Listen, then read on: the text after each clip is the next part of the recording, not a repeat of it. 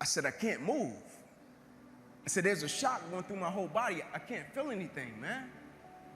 I still remember the day I was in the film room watching film, and I was watching the California Bears, and my defensive backs coach, Larry Slade, came in the room. He said, Inky Johnson, I got some good news for you. And I dropped the clicker, and I said, Coach, what is it? He said, son, you're a projected top 30 draft pick. He said, all you have to do is play these next 10 football games. You're an automatic multimillionaire. I ran out of the room. I got on the phone. I called my mother and my grandmother. I said, listen, I said, after this season, we will never struggle. I said, we would never miss another meal. I said, after this season, our lives are about to change forever. And little did I know our lives were really about to change. The first game we come out, play against California Bears, I get an interception, we shut them down, we get the victory. Second game, we're playing against Air Force. It gets late in the game, found ourselves in a dogfight. Quarterback dropped back, he released the ball to the running back coming down my sideline. And I approach the tackle like I approach any other tackle, and the way I'm approaching it, either I'm gonna knock you out or you're gonna knock me out. I'm 165 pounds, I can't play with anybody. But at the point of contact, when I hit this guy, something different happened that had never happened to me before in my life. I hit him and it seemed as if every breath in my body left. My body went completely limp, I fell to the ground, I blacked out. They get me over to the hospital. He said, Inky, we're gonna take you back and run some CAT scans. They took me back, they ran the CAT scans, and they rolled me back into my room, and I'll never forget it. All in about a 15-second time frame, I was lying there in my bed, and I could see over my right shoulder. And I looked at my father, and we caught eyes, and my father, he went to take a step in, and he looked at me, and he said, son, I can't do it. And he walked out. My mother, she came in, she was running, she kissed me on my forehead, she said a prayer, she said, Ink, everything is gonna be okay, and she ran out. And as soon as my mother stepped outside of the room, the doctor rushed in from the opposite side, and he said, hey, get in here, we gotta rush this guy back to emergency surgery, he's about to die. I said, what? I said, my mom just told me everything was going to be okay. Like, this is total opposite. You talking about I'm about to die. I said, what happened? He said, son, what happened? You have busted up subclavian artery in your chest. You're bleeding internally. Have to rush you back and take the main vein out of your left leg and plug it into your chest in order to save your life. And when I woke up from recovery, the same doctor standing over me, he said, Inky, I have some good news and some bad news for you. I said, you got some bad news for me after telling me I was about to die? I'm still alive. How bad can it get? I'm still here. He said, the good news is, son, we saved your life. I said, thank you, sir. He said, the bad news is you have nerve damage in your right shoulder. I said, cool. He said, we got to send you up to the Mayo Clinic in Rochester, Minnesota. I said, cool.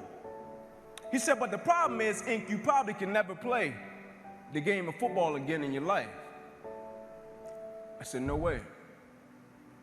He said, yeah, Ink, you got some pretty bad nerve damage. I said, no. I said, Doc, no disrespect, man, but I'm 8 games away. Like, Doc, no disrespect, but this is about to change my family's life. Doc, I've been working for this ever since I was 7 years old. Doc, there's no way. God, not now, God. Like, let me make it to the NFL so I can help my family first. Like, we missed meals. And you're talking about my career could end right now? Like, no way. And I snapped out of it. I said, man, I never cheated. I said, there's no way. I never cheated. I never cheated myself. I gave everything I had to it, and I respected it. I never cheated. There's no way that my career can be over. I said, send me up to the Mayo Clinic. And after several visits, I'll never forget, this is when reality set in. It was me, my mother, my father in the room, and the doctors came in. They said, Inky Johnson, here's the deal. They said, son, you have torn all the nerves in your brachial plexus. They said your brachial plexus are the nerve roots that go from your spine, and they come down, they control your shoulder, your arm, and your hand. They say you have torn them at all levels. They cannot be replugged. They said, son, we hate to tell you, but your arm, it would never be the same again. Your hand, it would never be the same again. Son, you can never play the game of football again. They said, son, here are your surgery options. We can take a muscle out of the back of your left leg, plug it into your right arm, but there's a possibility that you'll be left with a weak left leg and a weak right arm the rest of your life. Or we can take a nerve out of your left arm, reroute it up to your chest, down into your right arm, but there's a possibility that you'll be left with 2 weak arms the rest of your life. Or we can take a nerve out of your left rib, reroute it up to your chest, down into your right arm, but there's a possibility that you'll be left with a breathing problem and a weak right arm the rest of your life. By the way, tell us what you want to do in the morning. And the next morning, I walked into the doctor's office. They said, son, what option did you choose? I said, no disrespect to you, doc. I'm not choosing an option. My situation is out of your hands. It said, cut with the cute talk. I said, no disrespect to you, doc. Cut me where you got to cut me. my situation is out of your hands. I'm not choosing an option. I said, I know I will come out of this situation okay. You see, the thing we have to understand about everything that we're a part of, first and foremost, it's a blessing by God.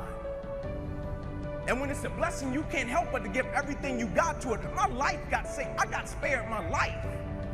Almost died. The doctor came to me on the field. He was on one knee and he grabbed my wrist and he said, son, you don't have a pulse. I don't even know how you're still living. And my last doctor visit, they came to me and they said, sorry, Inky Johnson, you will never be able to use this arm and hand again in your life. I said, no disrespect to you, doc, but I will use this arm and this hand every day for the rest of my life by the way that I live my life. Every day I'm going to impact someone's life. Every day I'm going to empower someone. Every day I'm going to inspire someone. Every day I'm going to encourage someone.